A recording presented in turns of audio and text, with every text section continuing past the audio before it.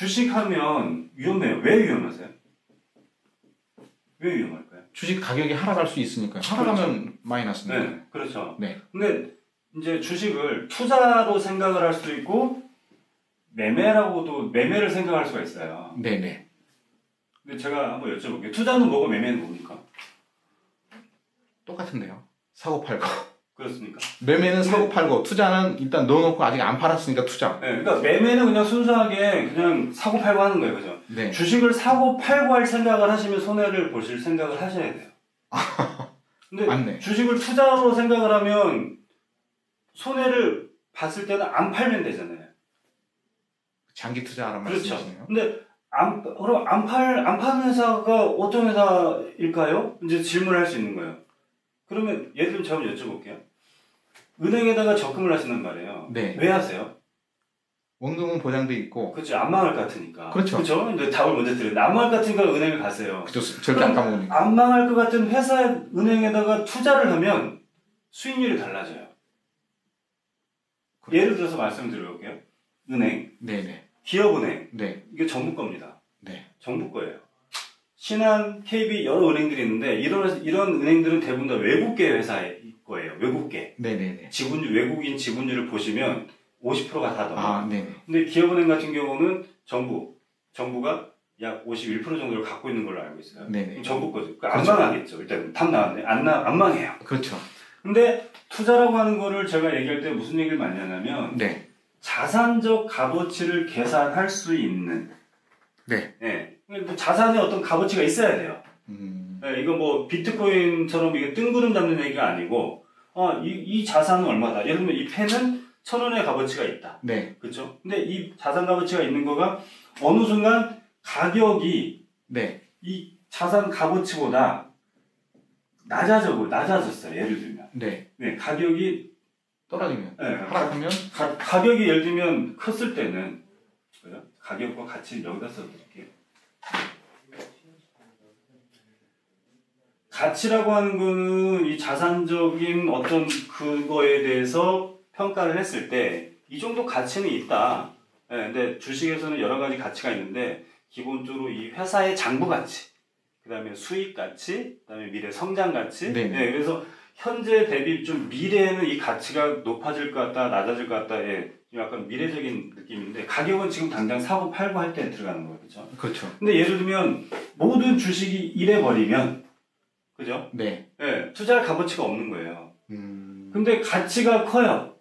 투자할 가치가 있다라는 얘기가 같죠. 맞죠. 그죠? 가격이 낮으니까. 네. 근데 거꾸로 가치보다 가격이 높다. 그러면 투자하면 불안하죠. 좀 손해도 날 수 있는 거잖아요. 네. 그렇죠? 그래서 결국에는 가치가 가격보다 지금 큰 상황을 일단 대상으로 보는 거예요. 그럼 여기다 뭘 넣어줘요? 시간을 넣어줍니다. 왜? 이 가격이 가치만큼 올 시간을 우린 기다려줘야 돼요. 그렇죠? 그러면 그럴 때 중간에 상승도 할 수 있고 하락도 할 수 있는 위험이 있어요. 그렇죠? 그렇죠. 네. 그래서 이 위험은 누구도 예측하기가 좀 쉽진 않아요. 그래서 결국엔 정리해드리면 투자라고 하는 거는 자산적 가치가 있는 거를 지금 가격보다 가치가 훨씬 더 높게 평가를 받을 때 그때 시간을 들여서 사놓고 기다리고 있으면 오를 수도 있고 내릴 수도 있지만 결국에는 올라가더라. 이게 제가 알고 있는 투자의 기본이에요. 근데 우리는 당장 이런 것들은 아무 생각 없이 그냥 사고 팔고 무슨 테마 때문에 올라가니까 사고 손해보고 많이 봤습니다. 나가고 그래. 그 주식 위험한 거예요. 그러면 아까 이제 기업은행 예로 다시 돌아갈게요. 예를 들면 기업은행의 장부 값어치. 장부 값어치가 약 3만 원이 넘어가요. 근데 지금 현재 가격, 주가는 약 7,000원 정도 해요. 7,000원대예요. 어때요? 가치가 훨씬 높잖아요. 네. 그렇죠?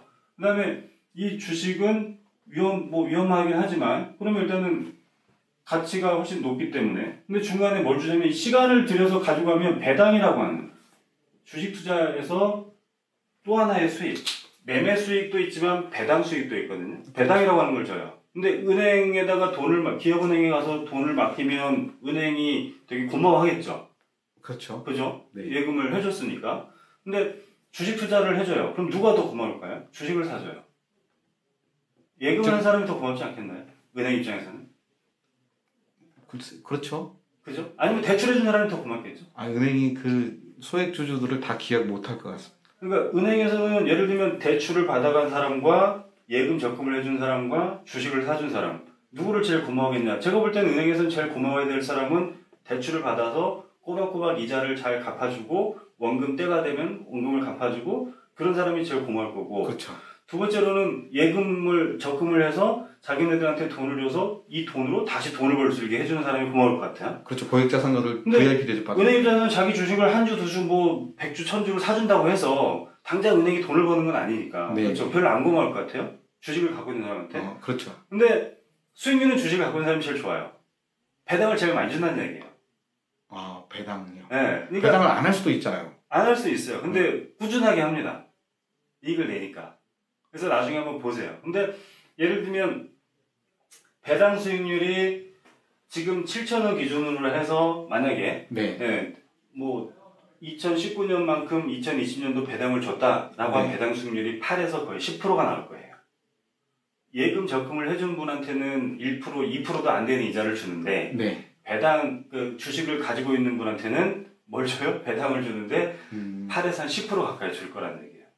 그러면 예적금을 할 이유가 없지 않습니까? 그렇죠. 그렇게 판단하면 일단 더 주니까. 네. 그래서 계속 시간을 기다리고 있으면 또 가격이 이 가치만큼 따라왔을 때는 매매 차익도 생기고요. 네. 저는 이게 투자라고 보는 거예요. 부동산도 마찬가지로, 다른 것도 마찬가지로. 그래서 단기간에 큰 수익을 내서 부자가 되겠다. 사실은 좀 어려운 건데. 굉장히 어렵죠. 주식 투자는 그 단기간이 뭐 3개월도 될 수 있고 6개월도 될 수 있고 뭐 12개월도 될 수 있고 그러면 충분하게 기회가 온다. 이런 말씀 한번 더 드릴게요. 네, 알겠습니다.